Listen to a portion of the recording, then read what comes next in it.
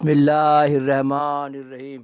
اسماء حسنہ شمس و Qamar part by part ڈال رہا ہوں، دیکھیے، دکھائیے، لائک کیے، سب شیئر کیے، گھنٹی بجائیے اور سرکار کے چاہنے والوں میں پھیلائیے۔ فروری میں میلہ ہے، اسی لیے عرس کے پیش نظر عرس کی تفصیل ڈال دے رہا ہوں۔ رانی گنج کا عرس جو ہے وہ بنگلہ ماگھ اور بنگلہ پھاگن کا حساب سے ہوتا ہے، اسی لیے 16-17 کا فرق پڑتا ہے، اس کا حساب نکال لیجیے گا۔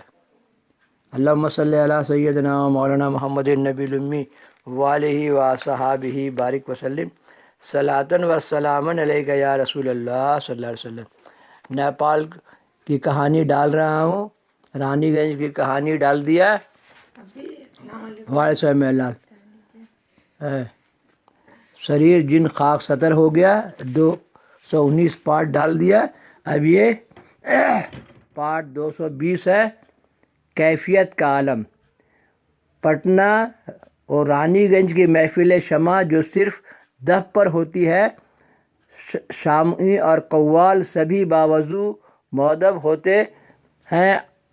آپ ان محفلوں میں شریک فرماتے، انتہائی غور و فکر کے ساتھ اشعار سنتے، اکثر کیفیتوں کو ضبط کر لیتے، اور جب یہ رائے ضبط نہ ہوتا تو آنکھوں سے آنسو کے قطرے جاری ہو جاتے۔ اس وقت آپ ایسے پرسکون رہتے جیسے سوکھی لکڑی، اور اگر وجدانی کیفیت بہت زیادہ ترقی کر جاتی تو آپ کے جسم میں ریشہ پیدا ہوتا۔ یہ جب آنسو نکلتا ہے، جب واقعہ کربلا پر لوگ پڑھتے ہیں، تب لوگوں کے آنسو نکل آتے ہیں۔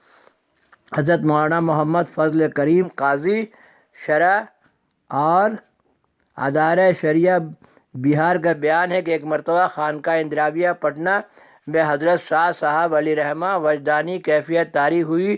قوال مصرع کی تکرار کرتا رہا تاکہ آپ کے گورے چٹے جسم پر ریشہ طاری ہوتے دیکھتے ہی دیکھتے مرغ بسمل کی سی حالت ہو گئی۔ محفل سے علیحدہ کر کے پنکھوں کے ذریعے ہوا پہنچائی گئی اور آپ نیم مردنی کی حالت میں سمٹے پڑے رہے۔ ادھر قوال کی محفل بھی پوری طرح گرم رہی۔ بالآخر تقریباً آدھے گھنٹے بعد منزل ہوش میں مرجعت فرمائی، والحمدللہ۔ اس سے معلوم ہوتا ہے کہ عارف حق علیہ رحمہ کو شریعت مطہرہ کی پاسداری انتہائی عزیز تھی۔ وجدانی کیفیت میں بھی آپ سے کوئی ایسی حرکت صادر نہیں ہوتی تھی جو شریعت کے خلاف ہو۔ خدا و رسول صلی اللہ علیہ وسلم کے نزدیک یہی سب سے بڑی بزرگی اور کرامت ہے کہ ہر حال میں شریعت اسلامیہ کا اتباع کیا جائے، خلاف پیغمبر کسی راہ گزید کے ہرگز بمنزل بخواند رشید۔ اللہم صلی علی